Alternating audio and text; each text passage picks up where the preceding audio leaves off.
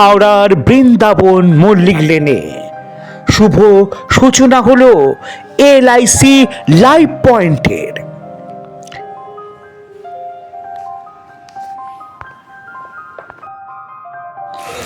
এখানে পাবেন এলআইসির সমস্ত রকম পরিষেবা। প্রোপাইটার গৌরব কুমার ও স্বাগতা কুমার, ইন্স্যুরেন্স অ্যাডভাইজার।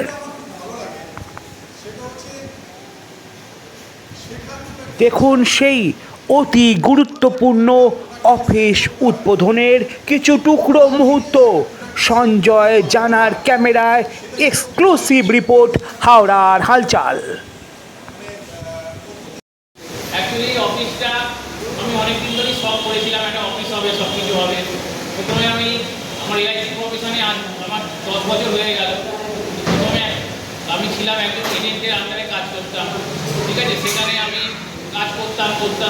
দাদা আমাকে প্রথম থেকেই বলতো নিজের কোড নাও, নিজে কাজ করো, ঠিক আছে, নিজের ইনকাম করো, নিজের একটা অফিস বানাও। তা সেই মুহূর্তে ভরসা পাইনি আমি যে অফিস করার মতো, যে অফিস করতে পারবো, তারপরে লোকের কাছে যাবো, সবাই যদি না বলে নিজের প্রসপেক্টটি কীভাবে বানাবো। তা যাই হোক, দাদা বলে অনেক কষ্টে করে আমি এসএসসি কোড নিই। 2021 আগস্ট মাসে আমার কোড বেরোয়, 2021 17 আগস্ট। তারপর থেকে কাজ হবে। আপনারা মনে করবেন না যেটা আমার অফিস, কারণ এই অফিসটা করেছি আমার জন্য নয়। কারণ আমাকে আজ এই জায়গায় যারা নিয়ে এসছে তারা হচ্ছে আপনারাই সেখানে সামনে বসে আছেন, ঠিক আছে। আমার মেন একজন সাপোর্টার, যার কথা না বললেই নয়, আমার এখানে বসে আছে সুব্রামিতা, ঠিক আছে। আমাকে খুব সাপোর্ট করেছে অফিস করতে এবং প্রত্যেকটা কাজ। আমি সেদিনকেও বলেছি, দাদা আমার একটা অসুবিধা হচ্ছে, আমাকে একটা বড় কাজ তোমাকে দিতে দিতে হবে। উনি বলে সঙ্গে সঙ্গে আমাকে বলেছেন যে ঠিক আছে করে দেবো, তোর কোনো অসুবিধা নেই। উনি সুযোগ করে দিয়েছে আমাকে নতুন বড় ক্লায়েন্টের কাছে যাওয়ার। তাই আপনাকে বারবার বলছি, আমাদের হাত জোর করে বলছি, এটা আপনাদেরই অফিস, ঠিক আছে। আপনারা যখন যা অসুবিধা হবে অফিসে আসবেন, ঠিক আছে। যা কিছু বলবেন, অসুবিধা হবে আমার সঙ্গে কথা বলবেন, ঠিক আছে। আমি ছাড়া আমার নিজেরও থাকবে অফিসে, ঠিক আছে। আমরা আশীর্বাদ করুন পরবর্তীকালে যেন আমি আগামী দিনে যেন আরও আমি উন্নত কিছু করতে পারি, আপনাদের আরও ভালো সার্ভিস দিতে পারি। এই বলে আমি আমার বক্তব্য শেষ করি।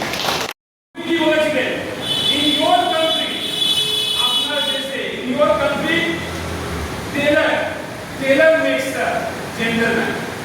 আপনার দেশে একটা টেলার আপনার জেন্টলম্যান বানায়, ভালো পয়সা বানায়।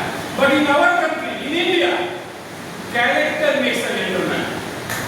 আজকে আমাদের ক্যারেক্টারটা আপনারা দেখেছেন চুরি পাঠানোর মাধ্যমে, নিরাপত্তা বাড়ানোর মাধ্যমে, বড় ভাই মাধ্যমে। আমি আপনাদের বলি, আপনাদেরকে কনফিডেন্স রাখতে হবে আমাদের উপর, আপনাদেরকে কনফিডেন্স রাখতে হবে এই অফিসেও। আর গৌরবকে আরো কিভাবে এগিয়ে যাবো, এটাই নিয়ে আমরা আজকে একসাথে একত্রিত হয়েছি। খুব বেশি বলার নেই, আপনাদেরকে আরেকবার ধন্যবাদ জানিয়ে আপনাদের প্রত্যেকেই সুস্বাস্থ্য কামনা করে আমি আমার থ্যাংক ইউ।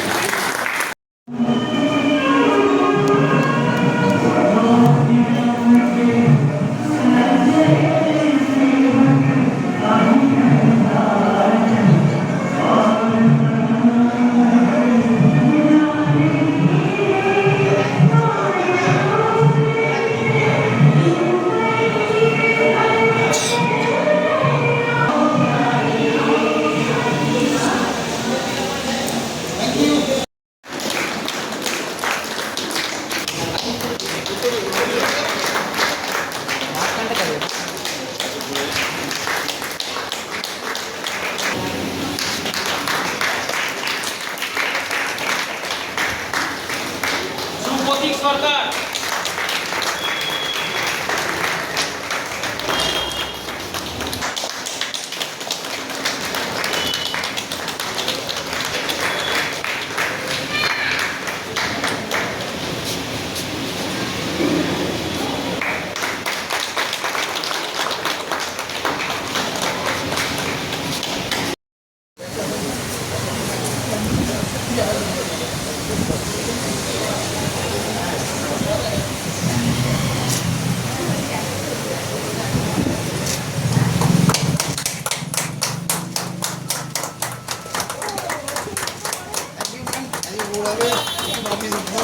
আসুন না প্রথম পার ফেলুন না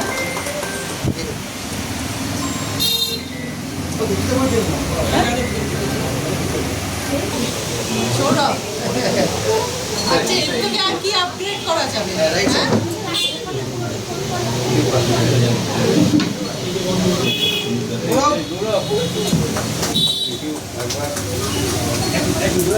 আইডি কার্ডটা সুযোগ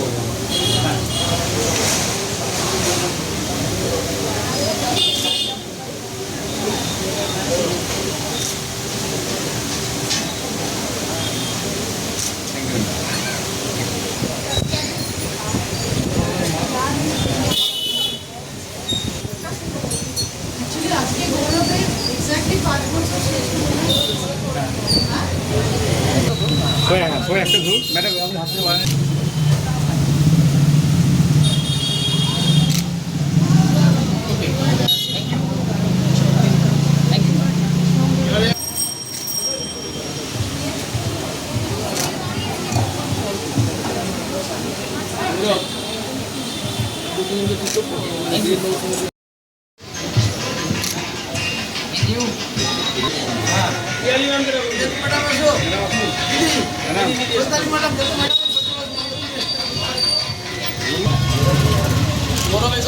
গৌরব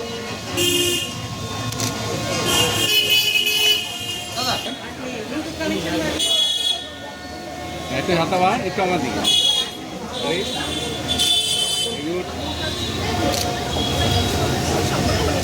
থ্যাংক ইউ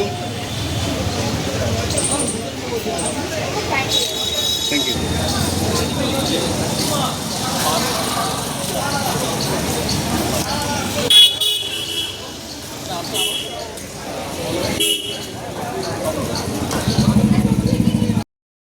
গৌরবের অফিসে বসে আছি, নতুন অফিস উদ্বোধন।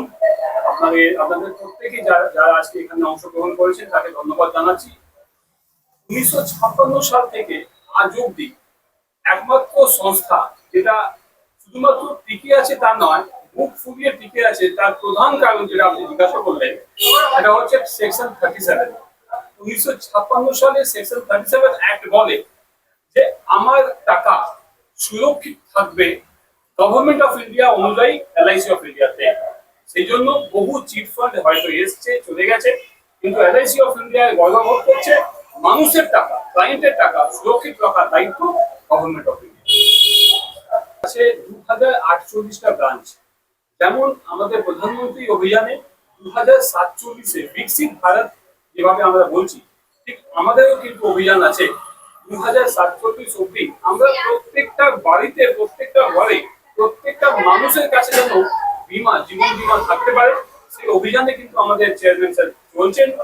এর রূপরেখা সাজানো হচ্ছে শুধুমাত্র ব্রাঞ্চ নয়, আমরা যেমন জেএনজি অপশন এসছে তেমন আমাদের এখন নতুন নতুন উদ্যোগ আসছে, আমাদের যে সেলস সাথী অ্যাপস আসছে, নতুন যে পলিসিগুলো আসছে, বা এই যে দেখবেন লাস্ট 1 বছরে যে পলিসি এলআইসি নিয়ে এসছে সেটা কিন্তু জেএনজি ভেবে ইউনিক পলিসিকে আরো অনেক সংশোধন করা হয়েছে। আগের তুলনায় অনেকটা বেশি রিটার্ন থেকে স্টার্ট করে স্ট্র্যাটেজিক্যালি পলিসিগুলো আনা হচ্ছে, বিকজ যে জায়গাগুলো আমরা আগে মিস করতাম, 18 থেকে 35 বছর বয়সে একটু হলেও খামতি ছিল, যারা নিতে চাইছেন না, ছিলেন না আগে, তারা কিন্তু এখন আবার এলআইসির সাথে যুক্ত হচ্ছেন। আর যারা একটু অশিক্ষিত মানুষ আপনি যারা বলছেন, এখন কিন্তু শিক্ষা কিন্তু প্রত্যেকটা গলি গলিতে আর গ্রামে গ্রামে চলে গেছে। মানুষ এখন ফুচকা খেলেও কিন্তু ফোন পেতে বিক্রি করছে। আমরা ডিজিটালাইজেশন, আইটি কে আরো এক্সপার্টাইজ করে প্রত্যেক মানুষের কাছে কিন্তু পৌঁছে যাচ্ছে। 3 বছর পলিসি না চালালে টাকা পাওয়া যায় না, এই মিথ কিন্তু অলরেডি চলে গেছে। এখন কিন্তু 1 বছর চালালেও কিন্তু এলআইসি পলিসি রিটার্ন পাওয়া যায়। কিন্তু মনে রাখবেন, এলআইসি পলিসি হচ্ছে একটা কন্ট্রাক্ট। কন্ট্রাক্ট যদি আপনার সাথে আমার 5 বছরে হয়, 10 বছরে হয়, আর ওই কন্ট্রাক্টকে যদি আমি মাঝখানে ভয়েড করি, যদি আমি ক্যান্সেল করি, তাহলে যে কোনো কন্ট্রাক্টটাকে ভয়েড করার জন্য কন্ট্রাক্ট ভয়েডিং চার্জেস লাগে। তো আমাদেরকে ভাবতে হবে আর বোঝাতে হবে, এটা আমাদেরও কাজ, যে আজকে এলআইসি পলিসি করে কালকে যদি আমি টাকা তুলতে চাই, এটা কিন্তু কোনো সেভিংস ব্যাংক অ্যাকাউন্ট বা পোস্ট অফিস নয় যে আমি যখন তখন টাকা তুলতে পারবো। সেই জন্য আগে থেকেই আমরা এজেন্টদেরকে সচেতন করছি, ট্রেনিং দিচ্ছি বেশি থেকে, তাতে সে সঠিক বার্তা যেন আমাদের ক্লায়েন্টের কাছে দিতে পারে। আর যে কোনো জায়গাতে সারেন্ডার পলিসি করাটাই কিন্তু আসল উদ্দেশ্য নয়, আমরা লোন দিয়ে তার কাছে এমনও আমাদের কাছে পলিসি আছে যে 5 বছর বাদে গিয়ে পুরো টাকা তুলতে পারবে। সেই জায়গাগুলো আমরা আস্তে আস্তে নিজেকে সুপার করছি। আপনার নাম? আমি হচ্ছি Abinash Kumar Jaiswal, CLI welfare association all India assistant secretary. যা চলছে এটা এলআইসি যখন স্টার্ট করেছে 1956 সালে 1 সেপ্টেম্বর, সেই সময় তার আগে এলআইসি বেশ কিছু সংস্থা ছিল যারা কী করতো, টাকা নিত, মানুষকে ম্যাচুরিটি দিত না। সেই সময় ইন্ডিয়ান গভর্নমেন্ট ঠিক করলো যে এইভাবে যদি হয় তাহলে ভারতের অর্থনৈতিক অবস্থা খুব খারাপ হয়ে যাবে। তো তাদের চিন্তা ভাবনাতে নতুন একটা কর্পোরেশন সংস্থা তৈরি করা হলো, যার নাম দেওয়া হলো life insurance corporation of India 1956। এবং সেই সময় সেই ভারত ইন্ডিয়ান গভর্নমেন্ট এলআইসিকে 5 কোটি টাকা দিয়েছিল এবং সেই সংস্থাটাকে চালাবার জন্য। তার সাথে সাথে যেহেতু আগের কোম্পানিগুলো সব টাকা নিয়ে নয় করছিল, যাতে সেই নয় না করতে পারে তার জন্য একটা গাইডলাইন্স বেঁধে দিলেন এবং সেই গাইডলাইন বলার সঙ্গে সঙ্গে এটাও বলে দিলেন যে এলআইসির টাকার উপর যারা এলআইসিতে ইনভেস্ট করবে সেই এলআইসির টাকা 35 বছরের জন্য গ্যারান্টি, যেতে গেলে সেই থেকে 35 বছরের জন্য গ্যারান্টি থাকবে এবং যাতে কেউ কোনো হস্তক্ষেপ করতে পারবে না। ইনকেস কোনোদিন যদি এলআইসি দেউলিয়া হয়ে যায়, ইন্ডিয়ান গভর্নমেন্ট 100% টাকা অর্থাৎ সামনাসিবল প্লাস বোনাস সেই দুটো টাকা একসাথে করলে যে টাকা হবে সেই টাকা একসাথে ক্যাশে পেমেন্ট করবে। সামনাসিবল মিনস ধরুন কেউ 5 লক্ষ টাকা পলিসি করবে, প্রিমিয়াম দেওয়া হলো 25,000 টাকা। প্রিমিয়াম কি দিয়েছে এলআইসি ইন্ডিয়ান গভর্নমেন্ট দেখবে না। এলআইসি যদি কোনোদিন বন্ধ হয়ে যায় তাহলে সেক্ষেত্রে সামনে আসলে 5 লক্ষ প্লাস যা ছিল তার বোনাস দেবে। এই যে গ্যারেন্টি, এটাকে সোভারেন গ্যারেন্টি বলা হয়, এই পরের গ্যারেন্টি ভারতবর্ষের কোনো সংস্থার মধ্যে নেই, এমনকি ব্যাংকেও নেই। ব্যাংকে মাত্র 5 লাখ টাকা পর্যন্ত গ্যারেন্টি আছে, বাট ভাইরা এখানে আনলিমিটেড গ্যারেন্টি, যত সামনে আসবে সেটাই গ্যারেন্টি উইথ বোনাস, যেটা একসাথে ক্যাশে পেমেন্ট করবে। এবং এই দিক থেকে বিচার করলে আমাদের এলআইসি এমন একটা সংস্থা, যে সংস্থা যত যাই কিছু আসুক না কেন, এলআইসি একমাত্র আমরা আমাদের পৃথিবীতে যত প্রাণী আছে তাদের মধ্যে হাতির সাথে তুলনা করতে এমন একটা জায়েন্ট, যে জায়েন্টকে কোনোভাবে হেলানো যাবে না।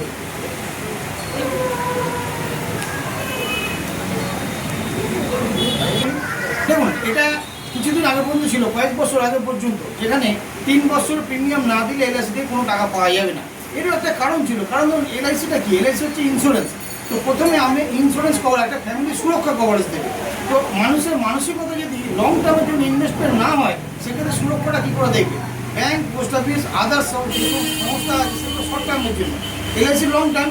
আবার ইন্স্যুরেন্সটা হচ্ছে লং টার্ম, মানুষের কখন বিপদ আপদ হবে সেটা আমরা কেউ জানি না, বাট সেই কারণে এলআইসি তার লং টার্ম চুক্তি করেছে। এবং এলআইসি একটা রুল ছিল যে 3 বছর না হলে কোনো টাকা কাউকে ফেরত দেওয়া যাবে না, সেই জন্য 3 বছর ম্যান্ডেটরি ছিল।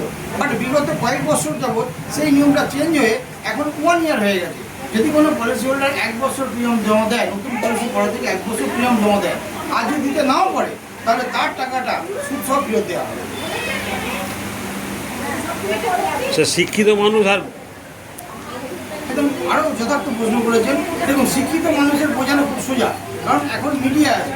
আর অশিক্ষিত মানুষও কিন্তু অশিক্ষিত, এখন সত্যি কথা বলতে এই যুগে অশিক্ষিত বলে কেউ নেই, কারণ মোবাইল এসে কি আমাদের এমনভাবে হয়ে গেছে না, মোবাইল থেকে আমরা সব কিছু জানতে পারছি, কল করলেই আমরা সব কিছু জানতে পারছি ইন্স্যুরেন্স নিয়ে।